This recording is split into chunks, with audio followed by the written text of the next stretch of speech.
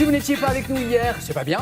Sachez qu'on a un petit nouveau dans l'équipe, c'est Nicolas. Bonjour Nicolas. Bonjour Damien. On va commencer avec du tennis aujourd'hui. Donc il y a 2 tournois simultanés au Canada et beaucoup de Français engagés cette nuit. Oui, il y avait 7 Français à Montréal et 2 Françaises à Toronto. Je vous propose de voir tout de suite les images. On va commencer évidemment par les femmes avec cette joueuse, Kristina Mladenovic, qui fait un petit peu grise mine.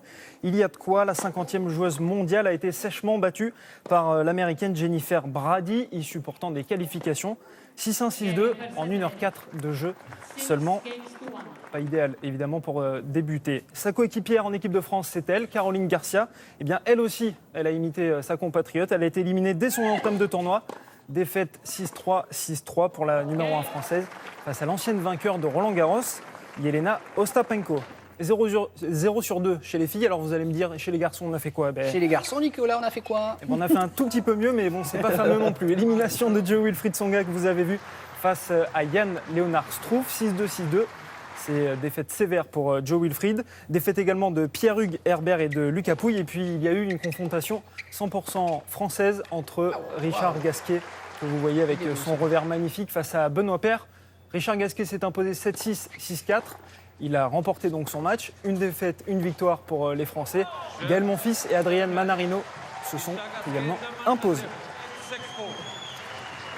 Et Richard Gasquet qui affrontera Kei Nishikori au prochain tour. Benoît Paire, vous l'avez vu, il n'est pas du tout rancunier. Non. Il fait la bise à son compatriote qui vient de le battre. C'est bien d'être fair-play quand même. Du foot à présent avec le dernier match de la 2e journée de Ligue 2. Oui, belle affiche entre Caen et Lorient, 2 candidats plutôt à la montée en Ligue 1. Caen qui était descendu et qui retrouvait la Ligue 2 quelques années après, qui retrouvait surtout son public du stade Michel Dornano. Mais ce sont bien les Merlus qui ouvrent le score avec l'attaquant ici qui ouvre le score, Yohan Wissa. C'est son 2e but après 2 journées. C'est plutôt un bon début pour lui. Lorient qui fait rapidement le break à la 33e minute. But de Pierre Yvamel, vous le voyez à la réception de ce centre. Ça fait 2-0, c'est le score à la mi-temps.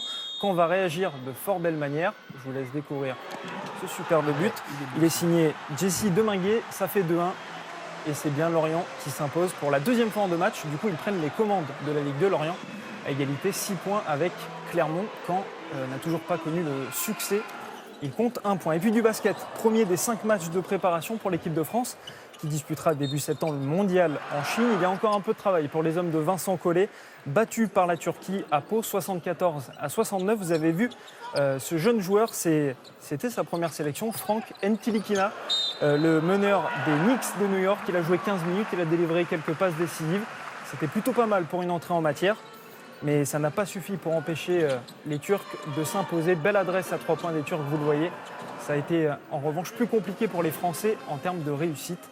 Mais le 2e match, ils peuvent se rattraper très vite. Ça sera demain face à la Tunisie. Le plus petit, à mon avis, il fait 1m90, quoi. Enfin, c'est tous Oui, des géants. 2m04, le plus petit. Non, c'est bon. pas vrai. Oui, à mon avis, il y a certains tutos les 2 mètres. De la voile, pour finir. Non, du plongeon.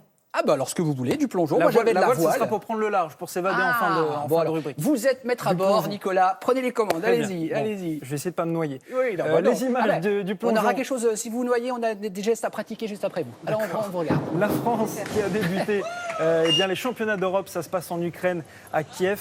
La France qui a débuté par une belle 4e place. Alors ça n'est pas sur le podium, mais c'était quand même magnifique, comme ces images que vous découvrez. Les Bleus avec Maïsam Nadji, Alaïs Kalonji, que l'on a vu. Et là, c'était Alexis Gendard. Il loupe le podium pour 3,7 points.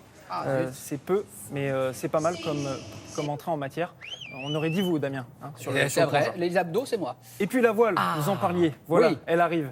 C'était la victoire de Franck Camas et de Charles Gaudrelier. Ils ont remporté la Fastnet Race. C'est une compétition prestigieuse qui prépare un petit peu au vent des globes, évidemment. Ça se passait au large de Plymouth, en Angleterre. Ils ont battu le record de l'épreuve en 28 heures. Et tenez-vous bien, ça a été très serré, puisque le 2e, c'est Franck Camas. Il est arrivé avec 58 secondes de retard seulement. Ah ouais, donc sur 28 heures, ça fait pas mal. Ah ouais, c'est bien.